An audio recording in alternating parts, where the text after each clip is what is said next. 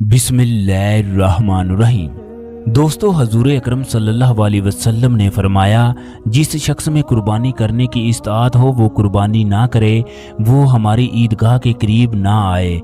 हजूर अकरम सल्लल्लाहु अलैहि वसल्लम ने हिजरत के हर साल कुर्बानी की, किसी साल कुर्बानी को तर्क ना किया।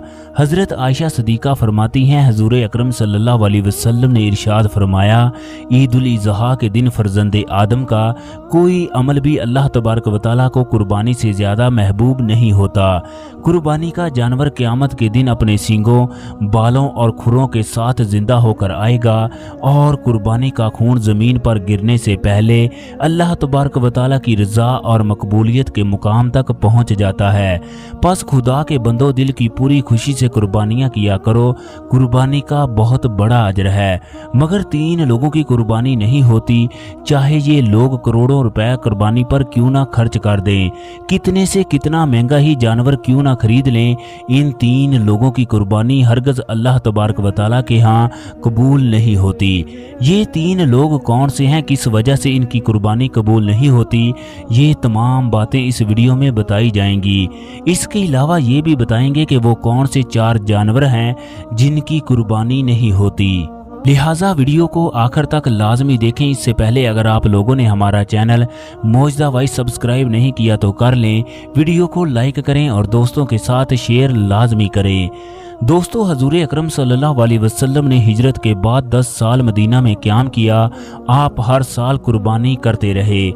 एक सहाबी फरमाते हैं कि मैंने हज़रत अली रज़ी अल्लाह ताला अन्हो को 2 मेंढों की कुर्बानी करते देखा, तो मैंने उनसे अर्ज़ किया, ये क्या है, आप एक की बजाय 2 मेंढों की कुर्बानी करते हो। इन्होंने फरमाया, हजूर अकरम सल्लल्लाहु अलैहि वसल्लम ने मुझे वसीयत फरमाई थी कि मैं आप सल्लल्लाहु अलैहि वसल्लम की तरफ से कुर्बानी किया करूं, तो मैं एक कुर्बानी अपनी तरफ से और एक कुर्बानी आप सल्लल्लाहु अलैहि वसल्लम की जानब से करता हूं। एक दफ़ा हजूर अकरम सल्लल्लाहु अलैहि वसल्लम ने ईद उल अज़हा की नमाज पढ़ी। जब आप वापस तशरीफ़ लाए तो आपकी खिदमत में एक मेंढा पेश किया गया। आप सल्लल्लाहु अलैहि वसल्लम ने उसे ज़िबा करते हुए फरमाया, अल्लाह के नाम पर, और अल्लाह सबसे बड़ा है। खुदाया, ये मेरी तरफ से और मेरी उम्मत के उन सब लोगों की तरफ से है जिन्होंने कुर्बानी नहीं की। ज़माने जाहिलियत में भी कुर्बानी को इबादत समझा जाता था, मगर जानवरों को बुतों के नाम पर कुर्बान करते थे। आज भी दूसरे मज़ाहब में कुर्बानी की रस्म अदा की जाती है, काफिर बुतों के नाम पर। ईसाई हज़रत ईसा अलैहिस्सलाम के नाम पर कुर्बानी आज भी करते हैं, मगर मुसलमान सिर्फ अल्लाह तबारक व तआला के नाम की कुर्बानी करता है। हजूर अकरम सल्लल्लाहु अलैहि वसल्लम ने फरमाया, जिस शख्स ने दिली खुशी और अजर व सवाब की उम्मीद रखते हुए कुर्बानी की, तो वो कुर्बानी उसके लिए दोज़ख से आड़ बन जाएगी। एक दफ़ा सहाबाए किराम रज़ी अल्लाह ताला अन्हो ने हजूर अकरम सल्लल्लाहु अलैहि वसल्लम से पूछा, ये कुर्बानी क्या है? आप सल्लल्लाहु अलैहि वसल्लम ने इरशाद फरमाया, ये तुम्हारे बाप दादा हजरत इब्राहीम अलैहिस्सलाम की सुन्नत है। सहाबाए किराम ने पूछा, या रसूल अल्लाह, इसमें हमारा क्या फ़ायदा है? आप सल्लल्लाहु अलैहि वसल्लम ने फरमाया, तुम्हारा फ़ायदा ये है, तुम्हारी कुर्बानी के जानवर के हर बाल के बदले में एक नेकी मिलेगी।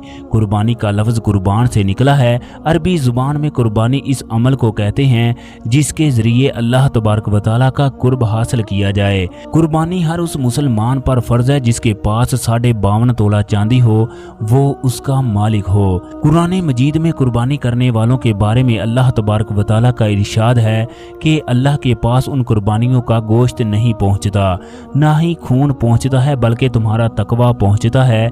एक सहाबी ने हजूर अकरम सल्लल्लाहु अलैहि वसल्लम से पूछा कि किन जानवरों की कुर्बानी से बचना चाहिए? आप सल्लल्लाहु अलैहि वसल्लम ने अपने दस्ते मुबारक के इशारे से इरशाद फरमाया, 4 किस्म के जानवर कुर्बानी के लिए हरगज दुरुस्त नहीं है।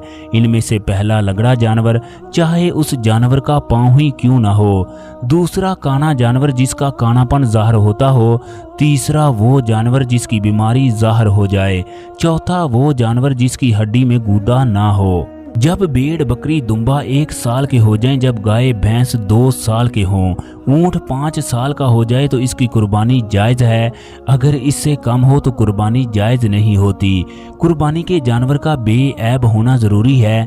ऐबदार जानवर की कुर्बानी नहीं होती। ईद उल अज़हा के दिन हर मुसलमान को ये काम ज़रूर करने चाहिए।